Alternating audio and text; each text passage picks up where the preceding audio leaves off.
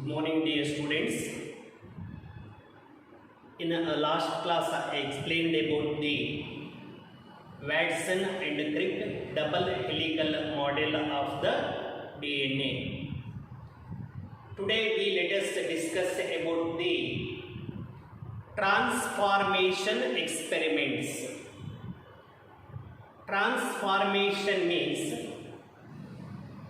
the piece of DNA isolated from the cell of one type.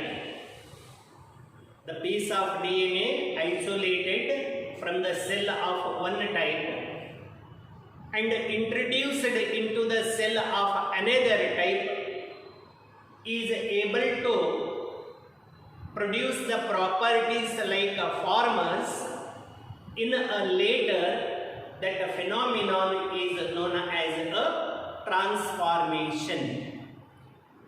ಹಾಗಾದರೆ transformation ಅಂದರೆ ಒಂದು cell D N ಎಯನ್ನು isolate ಮಾಡಿಕೊಂಡು, ಅಂದರೆ ಒಂದು ಟೈಪ್ ಅದು ಮತ್ತೊಂದು ಟೈಪ್ ಸೆಲ್ಸ್ಗಳಲ್ಲಿ ಸೇರಿಸಿ, ಆ ಸೇರಿಸಿರ್ತಕ್ಕಂಥ ಸೆಲ್ಲಲ್ಲಿ ಆ ಡಿ ಎನ್ ಎ ತನ್ನ ಪ್ರಾಪರ್ಟೀಸ್ಗಳನ್ನು ಎಕ್ಸ್ಪ್ರೆಸ್ ಮಾಡ್ತು ಅಂದರೆ ಇದನ್ನು ಟ್ರಾನ್ಸ್ಫಾರ್ಮೇಷನ್ ಅಂತ ಕರೀತೀವಿ ನಾವು. ಇದನ್ನು ಫಸ್ಟ್ ಕಂಡಕ್ಟ್ ಮಾಡಿದಂತಹ scientist Frederick Griffith, bacteriologist Frederick Griffith. Bacteriologist Frederick Griffith ನಮಗೆ ಏನು ತೋರಿಸಿಕೊಟ್ರು ಅಂದರೆ ಬ್ಯಾಕ್ಟೀರಿಯಾಗಳಲ್ಲಿ ಟ್ರಾನ್ಸ್ಫಾರ್ಮೇಷನ್ ಬಗ್ಗೆ ತೋರಿಸಿಕೊಟ್ರು. ಏನು ಟ್ರಾನ್ಸ್ಫಾರ್ಮೇಷನ್ ಅಂದರೆ ಒಂದು ಟೈಪ್ ಸೆಲ್ಸ್ಗಳಿಂದ ಡಿ ಎನ್ ಎಯನ್ನು ಐಸೋಲೇಟ್ ಮಾಡಿಕೊಂಡು ಆ ಡಿ ಎನ್ ಎಯನ್ನು ಮತ್ತೊಂದು ಟೈಪ್ ಸೆಲ್ ಒಳಗೆ ಸೇರಿಸಿ ಆ ಸೆಲ್ಸ್ಗಳಲ್ಲಿ ನಾವು ಸೇರಿಸಿರ್ತಕ್ಕಂಥ ಡಿ ಎನ್ ಎ ತನ್ನ ಪ್ರಾಪರ್ಟೀಸ್ಗಳನ್ನು ಎಕ್ಸ್ಪ್ರೆಸ್ ಮಾಡ್ತು, ತೋರಿಸ್ತು ಅಂದರೆ ಈ ಫಿನಾಮಿನಾವನ್ನು ಟ್ರಾನ್ಸ್ಫಾರ್ಮೇಷನ್ ಅಂತ ಕರಿತೀವಿ. ಬ್ಯಾಕ್ಟೀರಿಯಾದಲ್ಲಿ ಇದು ಕೂಡ ಒಂದು ಟೈಪ್ ರೀಪ್ರೊಡಕ್ಷನ್ ಅಂತ ಕೂಡ ನಾವು ಹೇಳ್ತೀವಿ. ಟ್ರಾನ್ಸ್ಫಾರ್ಮೇಷನ್, ಟ್ರಾನ್ಸ್ಡಕ್ಷನ್, ಕಾಂಜುಗೇಷನ್ ಅಂತ ಡಿಫ್ರೆಂಟ್ ಟೈಪ್ ರೀಪ್ರೊಡಕ್ಷನ್ ಆಗುತ್ತೆ ಬ್ಯಾಕ್ಟೀರಿಯಾಗಳಲ್ಲಿ. ಟ್ರಾನ್ಸ್ಫಾರ್ಮೇಷನ್ ಅನ್ನೋದು ಕೂಡ it is a one kind of reproduction noticed in bacteria. The famous bacteriologist ಯಾರು? ಫ್ರೆಡ್ರಿಕ್ ಗ್ರಿಫಿತ್ ಅವರು ಎಕ್ಸ್ಪೆರಿಮೆಂಟ್ ಅನ್ನು ಮಾಡ್ತಾರೆ.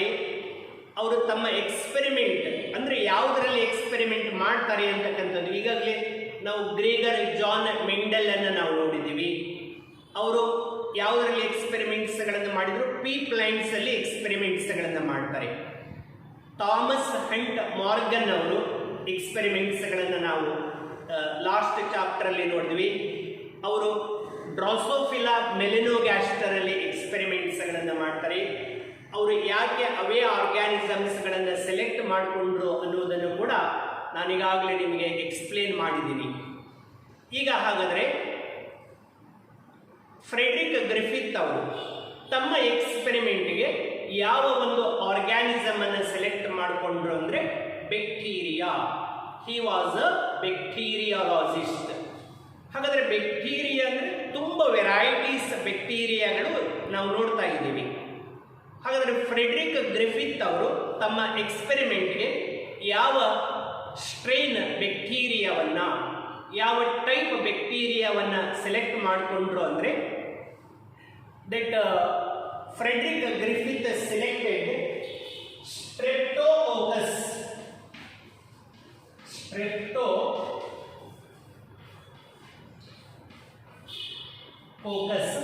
Pneumonia.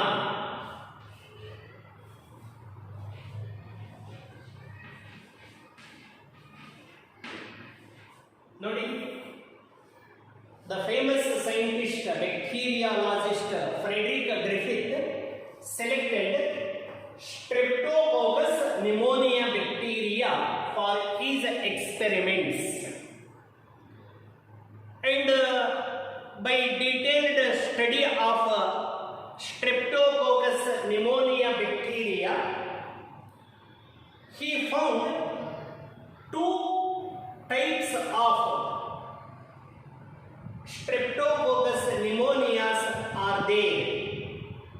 He found that two types of Streptococcus pneumonia bacterial strains are there. They are named as one S strain,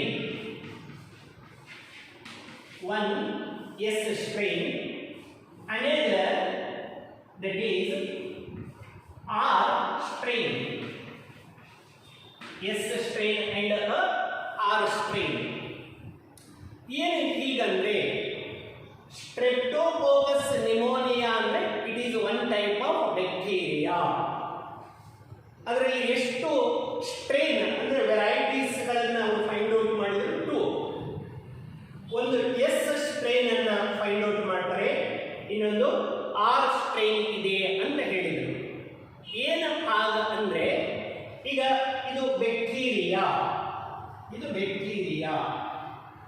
okay, ಇದು ಕೂಡ ಸ್ಟ್ರೆಪ್ಟೋಕೋಕಸ್ pneumonia bacteria. Okay, ಈ ಒಂದು strain ಅಲ್ಲಿ cell wall ಹೊರಭಾಗ ಮೇಲ್ಭಾಗದಲ್ಲಿ ಅಲ್ಲಿ ಏನಾಗಿದೆ ಅಂದ್ರೆ ಪಾಲಿಸ್ಯಾಕರೈಡ್ ಇಂದ ಫಾರ್ಮೇಷನ್ ಆದಂತಹ ಒಂದು ಲೇಯರ್ ಇದೆ. ಅದನ್ನ ಅವರು ಕ್ಯಾಪ್ಸ್ಯೂಲ್ ಅಂತ ಕರೀತಾರೆ. ಒಂದು ಕ್ಯಾಪ್ಸ್ಯೂಲ್ ಯಾವುದರಿಂದ ಫಾರ್ಮೇಷನ್ ಆಗಿದೆ? ಪಾಲಿಸ್ಯಾಕರೈಡ್, ಕಾರ್ಬೋಹೈಡ್ರೇಟ್ ಪಾಲಿಸ್ಯಾಕರೈಡ್ ಇಂದ ಫಾರ್ಮೇಷನ್ ಆದಂತಹ ಒಂದು ಕೋಟ್ ಲೇಯರ್ ಇದೆ. ಹೀಗಿರೋದ್ರಿಂದ ಇದರ ಸರ್ಫೇಸ್ ಸ್ಮೂತ್ ಇದೆ. ಆ ಸ್ಮೂತ್ ಇರೋದ್ರಿಂದ ಇದನ್ನ smooth strain, S stands for smooth ಅಂತ ಅರ್ಥ. ಹಾಗಾಗಿ ಈ ಸ್ಟ್ರೈನ್ ಅನ್ನ ಅವರು ಸ್ಮೂತ್ ಸ್ಟ್ರೈನ್ ಅಂತ ಕರೆದರು. ಏನು ಸ್ಮೂತ್ ಇದೆ? ಸರ್ಫೇಸ್. ಯಾಕೆ ಸ್ಮೂತ್ ಇದೆ? ಅಲ್ಲಿ ಪಾಲಿಸ್ಯಾಕರೈಡ್ ಇಂದ ಫಾರ್ಮೇಷನ್ ಆಗಿರ್ತಕ್ಕಂಥ ಒಂದು ಲೇಯರ್ ಇದೆ, ದಟ್ ಈಸ್ ಕಾಲ್ಡ್ ಕ್ಯಾಪ್ಸ್ಯೂಲ್. ಹೀಗೆ ಈ ಸ್ಮೂತ್ ಸ್ಟ್ರೈನ್ ಬ್ಯಾಕ್ಟೀರಿಯಾದ ಸುತ್ತ ಪಾಲಿಸ್ಯಾಕರೈಡ್ ಒಂದು ಕ್ಯಾಪ್ಸ್ಯೂಲ್ ಇರೋದ್ರಿಂದ ಈ ಬ್ಯಾಕ್ಟೀರಿಯಾವನ್ನ ಕ್ಯಾಪ್ಸ್ಯುಲೇಟೆಡ್ ಅಂತ ಕೂಡ ಕರೀತೀವಿ. Smooth strain is always capsulated because it is surrounded by the smooth capsule. ಇನ್ನು ಮತ್ತೊಂದು ಸ್ಟ್ರೈನ್ ರಫ್ ಸ್ಟ್ರೈನ್. ಇದರ ಸೆಲ್ ವಾಲ್ ಹೊರಭಾಗದಲ್ಲಿ ಈ ತರ ಒಂದು ಮ್ಯೂಕಸ್ ಪಾಲಿಸ್ಯಾಕರೈಡ್ ಕೋಟ್ ಇಲ್ಲ. ಹಾಗಾಗಿ ಸರ್ಫೇಸ್ ರಫ್ ಇದೆ. ಇದನ್ನ rough strain, R stands for rough ಅಂತ, ರಫ್ ಸ್ಟ್ರೈನ್ ಅಂತ ಕರೆದರು. ಯಾರು? ಫ್ರೆಡ್ರಿಕ್ ಗ್ರಿಫಿತ್ ಅವರು. ಯಾವ ಆರ್ಗ್ಯಾನಿಸಮ್ ಮೇಲೆ ಎಕ್ಸ್ಪೆರಿಮೆಂಟ್ಸ್ ಮಾಡ್ತಾ ಇದ್ರು? ಸ್ಟ್ರೆಪ್ಟೋಕೋಕಸ್ ನಿಮೋನಿಯಾ ಬ್ಯಾಕ್ಟೀರಿಯಾದಲ್ಲಿ ಎಕ್ಸ್ಪೆರಿಮೆಂಟ್ಸ್ ಗಳನ್ನ ಮಾಡ್ತಾ ಇದ್ರು. ಅವ್ರಿಗೆ ಏನು ಗೊತ್ತಾಯಿತು? ಸ್ಟ್ರೆಪ್ಟೋಕೋಕಸ್ ನಿಮೋನಿಯಾದಲ್ಲಿ ಟೂ ಸ್ಟ್ರೈನ್ಸ್ಗಳಿದೆ. ಒಂದು ಸ್ಟ್ರೈನ್ ಸುತ್ತ ಪಾಲಿಸ್ಯಾಕರೈಡ್ ಕ್ಯಾಪ್ಸ್ಯೂಲ್ ಇದೆ, that is capsulated, or that is called smooth strain. Another one bacteria, cell wall is not externally covered by a protein coat. That polysaccharide coat means carbohydrate, that is called the rough strain ಅಂತ naming ಕೊಟ್ಟರು. ಈಗ ಅವರು ಈ ಎರಡು type ಬ್ಯಾಕ್ಟೀರಿಯಾಗಳನ್ನು ತಗೊಂಡು mouse ಮೇಲೆ ಎಕ್ಸ್ಪೆರಿಮೆಂಟ್ಸ್ಗಳನ್ನು ಮಾಡ್ತಾ ಹೋಗ್ತಾರೆ. ಆ ಮೌಸ್ ಮೇಲೆ ಎಕ್ಸ್ಪೆರಿಮೆಂಟ್ ಮಾಡ್ತಾ ಹೋದ ಹಾಗೆ ಅವರಿಗೆ ಗೊತ್ತಾಗುತ್ತೆ ಅಬೌಟ್ ಟ್ರಾನ್ಸ್ಫಾರ್ಮೇಷನ್. ಅಂದರೆ ಒಂದು ಸೆಲ್, ಒಂದು ಟೈಪ್ ಸೆಲ್ಲಲ್ಲಿರ್ತಕ್ಕಂಥ ಪೀಸ್ ಆಫ್ DNA ಮತ್ತೊಂದು ಸೆಲ್ ಒಳಗೆ ಎಂಟರ್ ಆಗಿ ಅಲ್ಲಿ ಕೂಡ ಅದು ಎಕ್ಸ್ಪ್ರೆಸ್ ಆಗುತ್ತೆ ಮತ್ತು ಆ ಫೆನಾಮಿನಾವನ್ನು ಅವರು ಟ್ರಾನ್ಸ್ಫಾರ್ಮೇಷನ್ ಅಂತ ಕರೆದಿದ್ದಾರೆ. ಹಾಗಾದರೆ ಈಗ ಗ್ರಿಫಿತ್ ಯಾವ ಆರ್ಗ್ಯಾನಿಸಮ್ಸ್ ಅಲ್ಲಿ ನಲ್ಲಿ ಎಕ್ಸ್ಪೆರಿಮೆಂಟ್ಸ್ ಗಳನ್ನ ಮಾಡಿದ್ರು ಅಂತ ತಿಳ್ಕೊಂಡ್ವಿ. Streptococcus pneumonia bacteria, it has 2 strains, smooth strains and a rough strain. ಈಗ ಈ ಬ್ಯಾಕ್ಟೀರಿಯಾವನ್ನು ತಗೊಂಡು ಅವರು ಮೌಸ್ ಅಲ್ಲಿ ಏನು ಎಕ್ಸ್ಪೆರಿಮೆಂಟ್ಸ್ ಗಳನ್ನ ಮಾಡಿದ್ರು ಅನ್ನೋದನ್ನ ಈಗ ನೋಡೋಣ.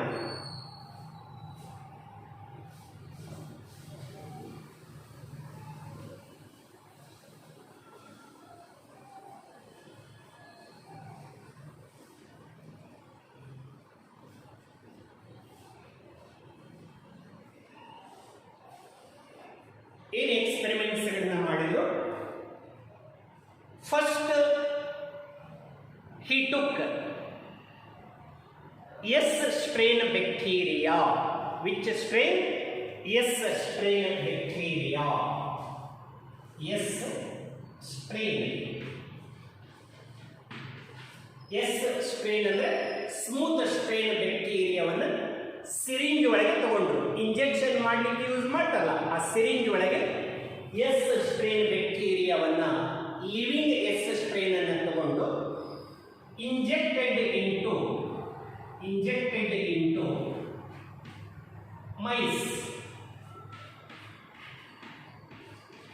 ಮೈಸ್ಗೆ ಇಂಜೆಕ್ಟ್ ಮಾಡಿದ್ರು. ಲ್ಯಾಬ್ ಅಲ್ಲಿ ಒಂದು ಮೈಸ್ ಅನ್ನು ತಗೊಂಡು ಇಂಜೆಕ್ಷನ್ ಸಿರಿಂಜ್ ಒಳಗೆ living Streptococcus pneumonia smooth strain ಅನ್ನು ತಗೊಂಡು ಏನ್ ಮಾಡ್ತಾರೆ?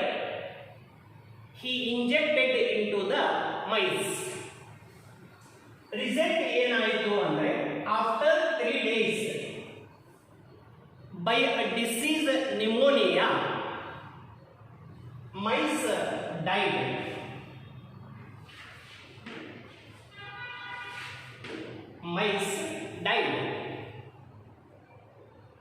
After 3 days, because of disease pneumonia, the mice died.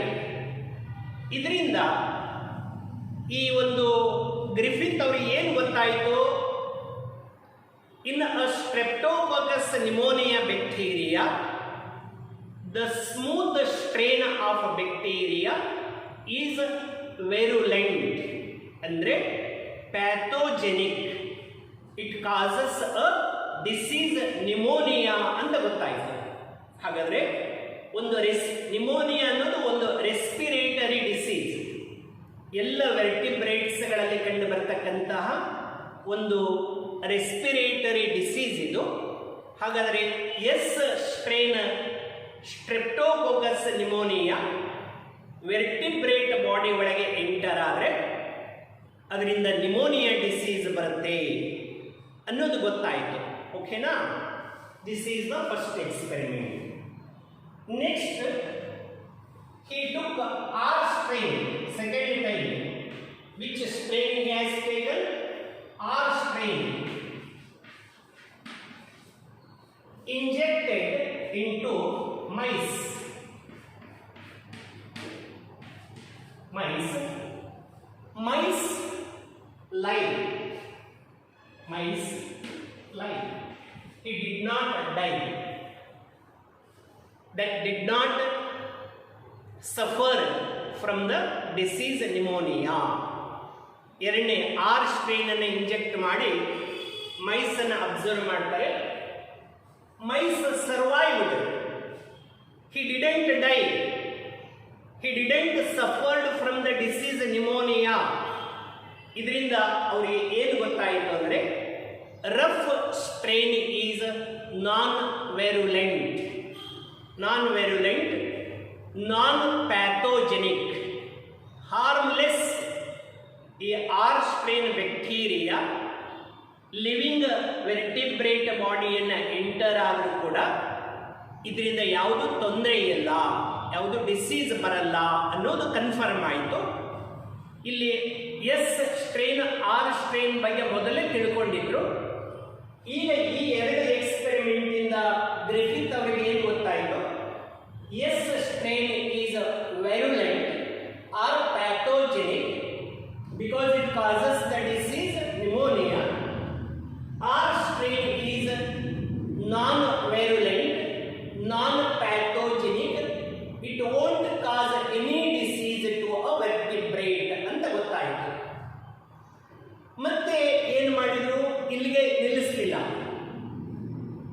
he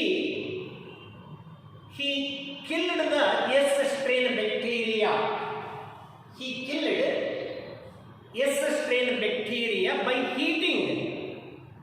ಏನ್ ಮಾಡಿದ್ರು? By heating, he killed S strain bacteria and take that heat killed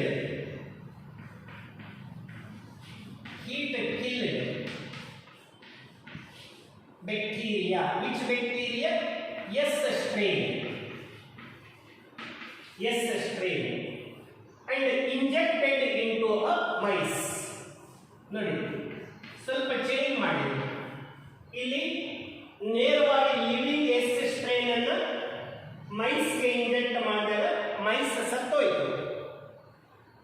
ಈಗ ಆ ಎಸ್ ಸ್ಟ್ರೈನ್ ಸೇಮ್ ತಗೊಂಡು by heating he killed all the S strain bacteria and that heat killed dead bacteria injected into the mice life survived.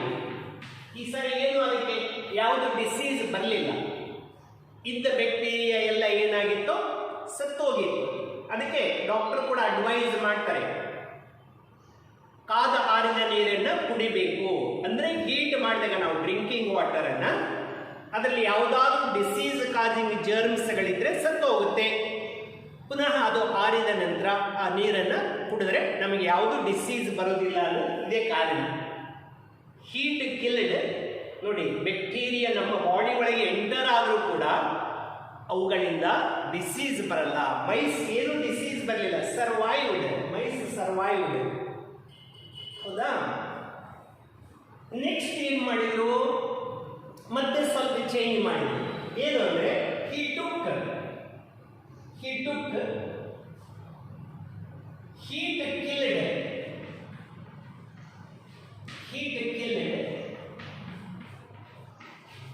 S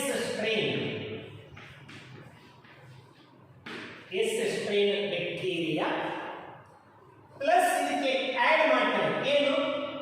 living live R strain mix ಮಾಡಿದ್ರು. ಎರಡನ್ನು mix ಮಾಡ್ತಾರೆ. ಯಾವುದನ್ನ? Heat killed S strain ಅಲ್ಲಿ ಸತ್ತೋಗಿದೆ bacteria, ಅದನ್ನ living R strain ಜೊತೆಗೆ mix ಮಾಡಿ ಎರಡರ ಮಿಕ್ಸ್ಚರ್ ಅನ್ನ ಮೈಸ್ಗೆ ಇಂಜೆಕ್ಟ್ ಮಾಡ್ತಾರೆ. ಎರಡರ ಮಿಕ್ಸ್ಚರ್. ಈಗೇನಾಯಿತು? Mice again died. ನೋಡಿ, ಹೀಟ್ ಕಿಲ್ಡ್ ಎಸ್ ಸ್ಟ್ರೈನ್ ಒಂದನ್ನೇ ಇಂಜೆಕ್ಟ್ ಮಾಡಿದಾಗ ಸರ್ವೈವ್ ಆಗಿದೆ. ಆರ್ ಸ್ಟ್ರೈನ್ ಒಂದನ್ನೇ ಇಂಜೆಕ್ಟ್ ಮಾಡಿದಾಗ ಸರ್ವೈವ್ ಆಗಿದೆ. ಈಗ ಇವೆರಡನ್ನೂ ಮಿಕ್ಸ್ ಮಾಡಿ ಇಂಜೆಕ್ಟ್ ಮಾಡಿದಾಗ ಮೈಸ್ ನ್ಯೂಮೋನಿಯಾದಿಂದ ಸತ್ತೋಗುತ್ತೆ. ಆ ಡೆಡ್ ಮೈಸ್ ಅನ್ನ ತಗೊಂಡು ಆ ಟೆಸ್ಟ್ ಮಾಡಿದ್ರೆ, ಬಾಡಿ ಒಳಗೆ ಟೆಸ್ಟ್ ಮಾಡಿದ್ರೆ all are strain bacteria develop that capsule and converted into smooth strain. R strain bacteria, by developing a capsule, polysaccharide capsule, they converted into a smooth strain. ಇಲ್ಲಿ ನೋಡಿ, ಇದರಿಂದ ಏನು ಗೊತ್ತಾಗುತ್ತೆ ಅವರಿಗೆ? S strain heat killed inject ಮಾಡಿದ್ರೆ survive ಆಗಿತ್ತು. Living R strain ಜೊತೆಗೆ mix ಮಾಡಿದಾಗ somehow of S strain of heat killed, somehow of the heat killed S strain is transferred from heat killed S strain bacteria to R strain bacteria, and that R strain convert that R strain bacteria into the smooth strain ಅಂತ ಅವರಿಗೆ ಗೊತ್ತಾಯಿತು. ಏನು ಗೊತ್ತಾಯಿತು? ಯಾವುದೋ ಒಂದು substance, ಯಾವುದೋ ಒಂದು molecule S strain ಅಲ್ಲಿ ಇದ್ದಿದ್ದು, ಹೀಟ್ ಕಿಲ್ಡ್ ಎಸ್ ಸ್ಟ್ರೈನ್ ಅಲ್ಲಿ ಇದ್ದಿದ್ದು ಲಿವಿಂಗ್ ಆರ್ ಸ್ಟ್ರೈನ್ ಒಳಗೆ ಎಂಟರ್ ಆಗಿದೆ ಮತ್ತು ಲಿವಿಂಗ್ ಆರ್ ಸ್ಟ್ರೈನ್ ಅನ್ನ ಎಸ್ ಸ್ಟ್ರೈನ್ ಅನ್ನಾಗಿ ಕನ್ವರ್ಟ್ ಮಾಡಿದೆ. ಅಂದ್ರೆ ಅದ್ರ ಸುತ್ತ ಏನ್ ಕ್ಯಾಪ್ಸ್ಯೂಲ್, ಪಾಲಿಸ್ಯಾಕರೈಡ್ ಕ್ಯಾಪ್ಸ್ಯೂಲ್ ಅನ್ನು ಬೆಳೆಸಿ ಅದು ಎಸ್ ಸ್ಟ್ರೇನ್ ಅನ್ನಾಗಿ ಕನ್ವರ್ಟ್ ಮಾಡಿದೆ. ಏನು somehow is transmitted from S strain to R strain ಅಂತ ಹೇಳಿದ್ರು. ಅದು ಏನು ಅಂತ ಅವರಿಗೆ ಗೊತ್ತಾಗಲಿಲ್ಲ. ಅಂದರೆ ಏನೋ ಒಟ್ಟು ಎಸ್ ಸೆಲ್ಸ್ಗಳಲ್ಲಿರ್ತಕ್ಕಂಥ ಯಾವುದೋ ಒಂದು ಸಬ್ಸ್ಟೆನ್ಸ್ ಏನಾಗ್ತಾ ಇದೆ ಆರ್ ಸೆಲ್ ಒಳಗೆ ಬಂದು ಆರ್ ಸೆಲ್ ಅನ್ನು ಎಸ್ ಸೆಲ್ ಅನ್ನಾಗಿ ಕನ್ವರ್ಟ್ ಮಾಡ್ತಾ ಇದೆ. ಆದರೆ ಅದು ಏನು ಪ್ರೋಟೀನ್ ಅಂತ ಗೊತ್ತಾಗ್ತಾ ಇಲ್ಲ, RNA ಅಂತ ಗೊತ್ತಾಗ್ತಾ ಇಲ್ಲ, DNA ಅಂತ ಗೊತ್ತಾಗ್ತಾ ಇಲ್ಲ. ಏನೋ ಒಂದು ಸಬ್ಸ್ಟೆನ್ಸ್ ಬರುತ್ತೆ ಅಂತಕ್ಕಂಥದ್ದು ಇಷ್ಟು ಮಾತ್ರ ಫ್ರೆಡ್ರಿಕ್ ಗ್ರಿಫಿತ್ ಅವರು ಹೇಳ್ತಾರೆ. ಅಲ್ಲಿಗೆ ಅವರಿಗೆ ಕ್ಲಿಯರ್ ಆಗಿ ಯಾವುದದು ಯಾವ ಸಬ್ಸ್ಟೆನ್ಸ್ ಆಕ್ಚುಯಲಿ ಹೀಟ್ ಕಿಲ್ಲದ ಎಸ್ ಸ್ಟ್ರೇನಿಂದ ಆರ್ ಸೆಲ್ಸ್ಗಳಿಗೆ ಟ್ರಾನ್ಸ್ಮಿಟ್ ಆಗುತ್ತೆ ಅನ್ನೋದು ಗೊತ್ತಾಗಲ್ಲ. These are the experiments of the Frederick Griffith. Griffith experiment ಕೇಳಿದರೆ ಈ ನಾಲ್ಕನ್ನು ಎಕ್ಸ್ಪ್ಲೇನ್ ಮಾಡಬೇಕು. First, living S strain injected into mice. Mice died by pneumonia. Next, living R strain injected into mice. Mice survived. Then, heat killed S strain injected into mice. Mice survived. Last, heat killed S strain plus living R strain injected into a mice. Mice died because somehow is transmitted from S strain to R strain ಅನ್ನೋದು ಅಷ್ಟನ್ನೇ ಅವರು ಹೇಳ್ತಾರೆ.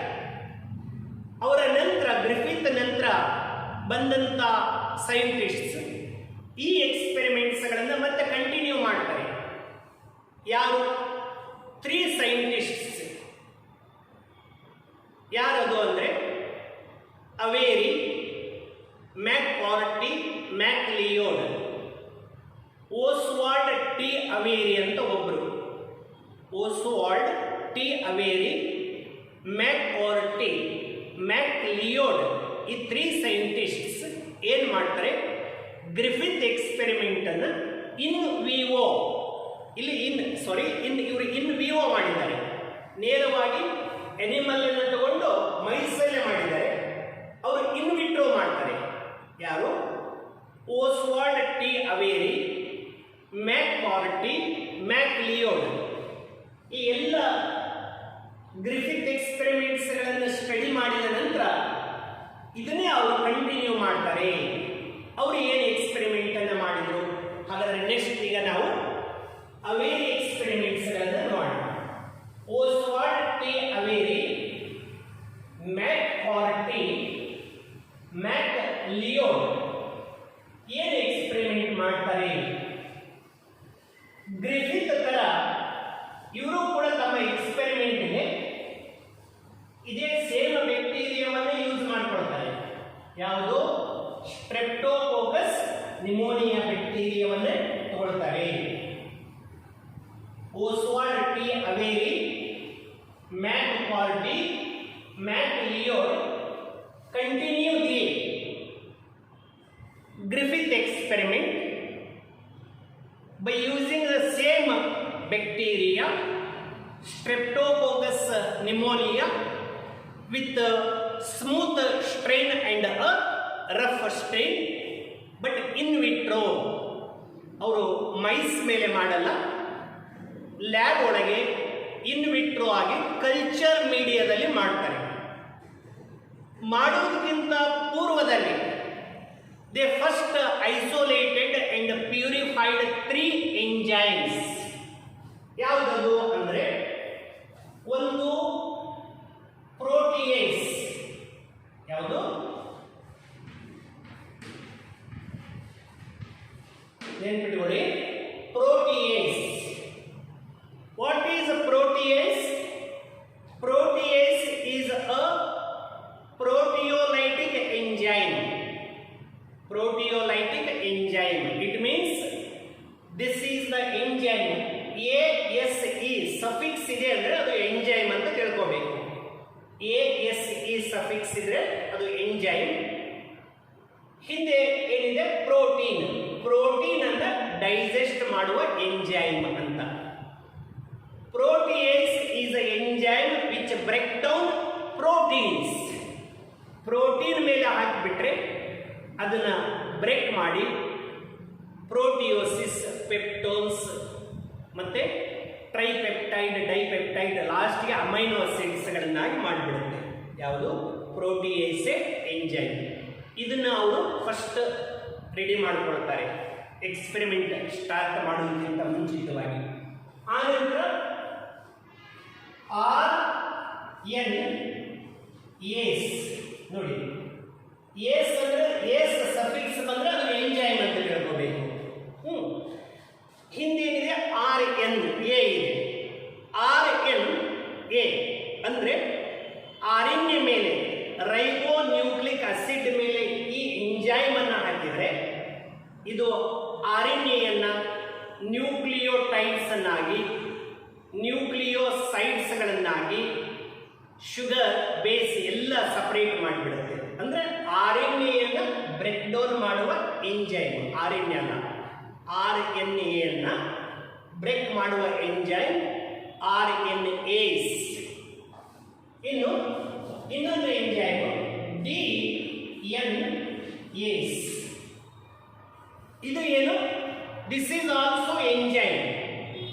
When put it on the DNA, it break down DNA into a nucleotides, nucleosides, base and sugar phosphate ಬೇರೆ ಮಾಡಿಬಿಡುತ್ತೆ. ಹಾಗಾದ್ರೆ Oswald T Avery, McCarty, ಮ್ಯಾಕ್ಲಿಯೋಡ್ first ಈ 3 ಎಂಜೈಮ್ಸ್ಗಳನ್ನ ready ಮಾಡಿಕೊಂಡ್ರು. Protein ಅನ್ನ digest ಮಾಡುವ protease ಎಂಜೈಮು, RNA ಅನ್ನ ಡೈಜೆಸ್ಟ್ ಮಾಡುವ RNase ಎಂಜೈಮು, DNA ಅನ್ನ digest ಮಾಡುವ DNase ಎಂಜೈಮ್ ಅನ್ನ ರೆಡಿ ಮಾಡಿಕೊಳ್ತಾರೆ. ನಂತರ ಇನ್ ವಿಟ್ರೋ ಅಂದ್ರೆ ಆರ್ಟಿಫಿಷಿಯಲ್ ಆಗಿ ಲ್ಯಾಬ್ ಒಳಗೆ ಎಕ್ಸ್ಪೆರಿಮೆಂಟ್ಸ್ ಗಳನ್ನ ಸ್ಟಾರ್ಟ್ ಮಾಡ್ತಾರೆ. ಏನು ಎಕ್ಸ್ಪೆರಿಮೆಂಟ್ ಮಾಡ್ತಾರೆ? ಇವುಗಳನ್ನ ಅವೇರಿ ಎಕ್ಸ್ಪೆರಿಮೆಂಟ್ಸ್ ಅಂತಾನೆ ಕರಿತೀವಿ. ಏನ್ ಮಾಡ್ತಾರೆ ನೋಡಿ. First they took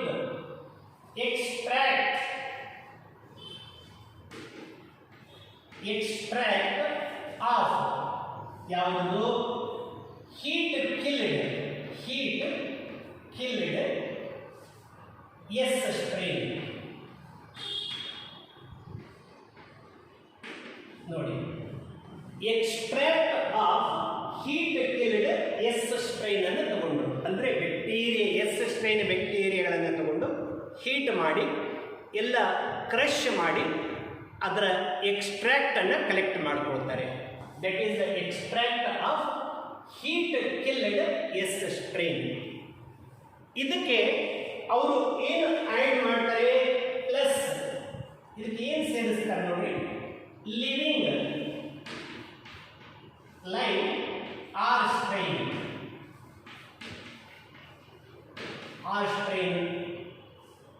ಸೇರಿಸಿದರು. ಆ ನಂತರ before that and they add ಏನು ಎಂಜೈಮ್ ರೆಡಿ ಮಾಡ್ಕೊಂಡಿದ್ದಾರ. ಯಾವ ಎಂಜೈಮ್ ಹೇಳಿ? ಯಾವ ಎಂಜೈಮ್? ಪ್ರೋಟಿಯೇಸ್.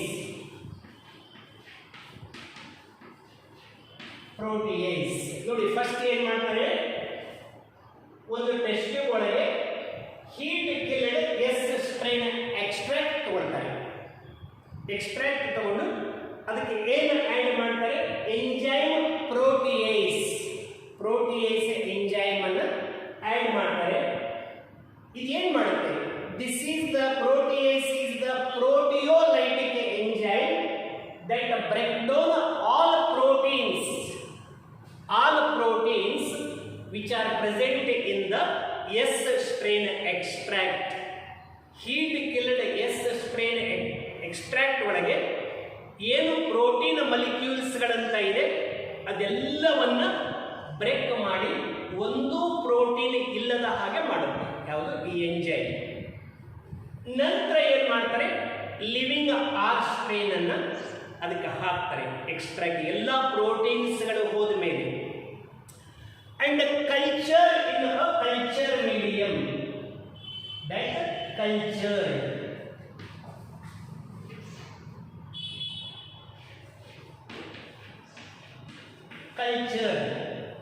ಕಲ್ಚರ್ ಮೀಡಿಯಾದಲ್ಲಿ ಕಲ್ಚರ್ ಆದಾಗ ಅಲ್ಲೇನಾಗುತ್ತೆ, ಈ ತರ ಪೆಟ್ರಿ ಡಿಶ್ ಒಳಗೆ ಕಲ್ಚರ್ ಮೀಡಿಯಾದಲ್ಲಿ ಫುಡ್ ಅಲ್ಲಿ ಬ್ಯಾಕ್ಟೀರಿಯಲ್ ಗ್ರೂಪ್ ಬೆಳೆಯುತ್ತೆ. ಯಾವ ಬ್ಯಾಕ್ಟೀರಿಯಾ ಬೆಳೆಯಬೇಕು? ತಗೊಂಡಿರೋದ್ರಲ್ಲಿ ಹೀಟ್ ಕಿಲ್ಡ್ ಎಸ್ ಸ್ಟ್ರೇನ್ ತಗೊಂಡಿದ್ದಾರೆ, ಅದಕ್ಕೆ ಲಿವಿಂಗ್ ಆರ್ ಸ್ಟ್ರೇನ್ ಆಡ್ ಮಾಡಿದ್ದಾರೆ. ಮತ್ತೆ ಕಲ್ಚರ್ ಮೀಡಿಯಾದಲ್ಲಿ ಹಾಕಿದಾಗ ಅಬ್ಸರ್ವ್ ಮಾಡ್ತಾರೆ, ಕಲ್ಚರ್ ಮೀಡಿಯಾದಲ್ಲಿ ಬ್ಯಾಕ್ಟೀರಿಯಾಗಳ ಕಲೋನಿಗಳು ಡೆವಲಪ್ ಆಗುತ್ತೆ. ಯಾವ ಕಲೋನಿಗಳು ಡೆವಲಪ್ ಆಗುತ್ತೆ? S strain,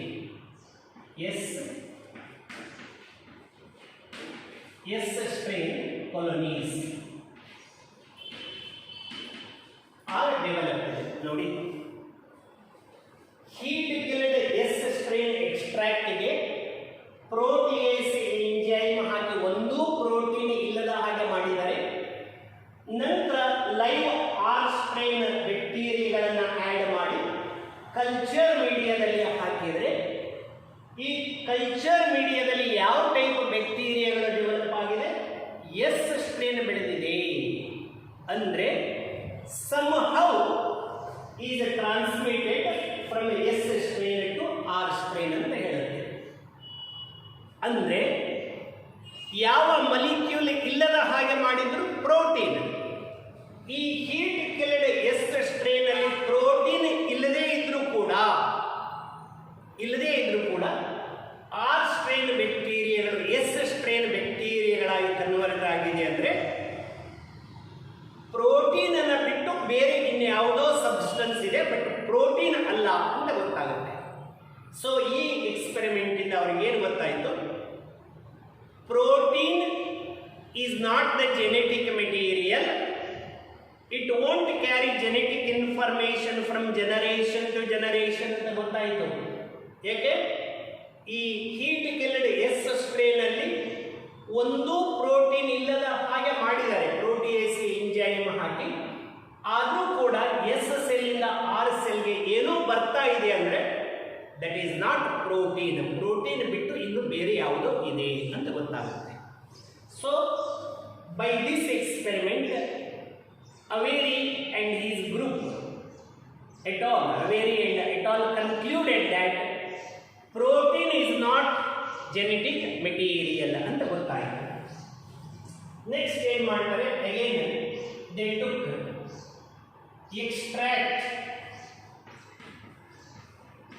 extract of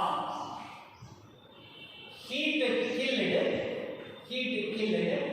S strain plus they added, this time they changed the enzyme RNase. First time ಇದನ್ನ ಹಾಕಿ ನೋಡಿದ್ರು, ಪ್ರೋಟೀನ್ ಇಲ್ಲ ಅಂತ ಗೊತ್ತಾಯ್ತು. ಈಗ RNase ಹಾಕ್ತಾರೆ. ಪ್ಲಸ್ ದೇ ಆಡೆಡ್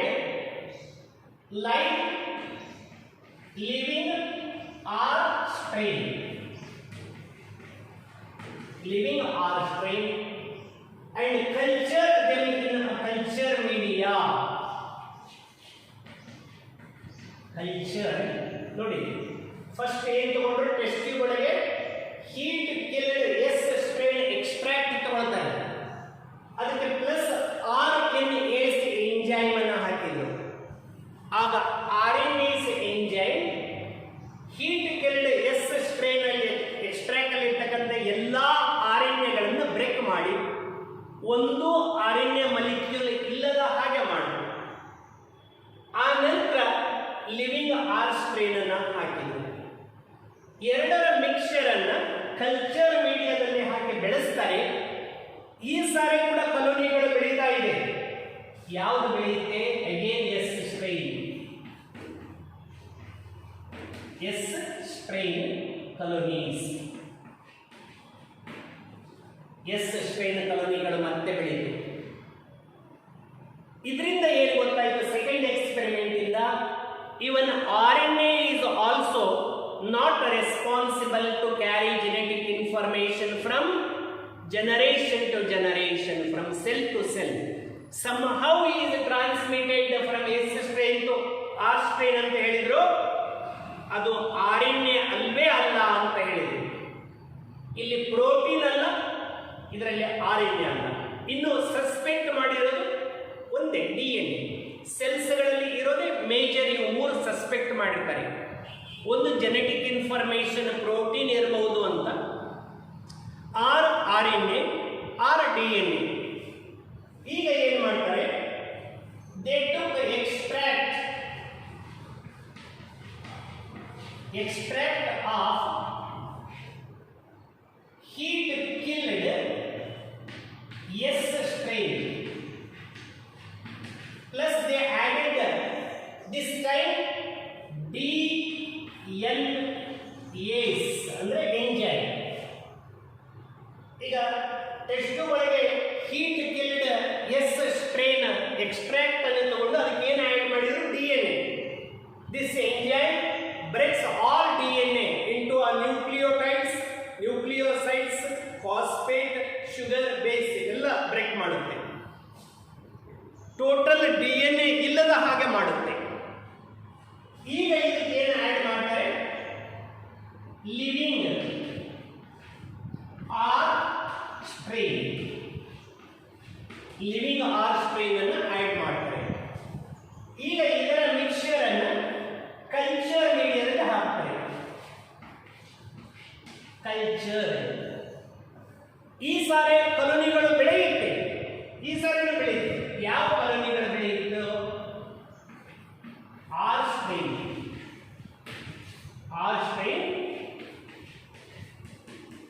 ಕಾಲೋನಿಗಳು ಬೆಳೆಯುತ್ತೆ.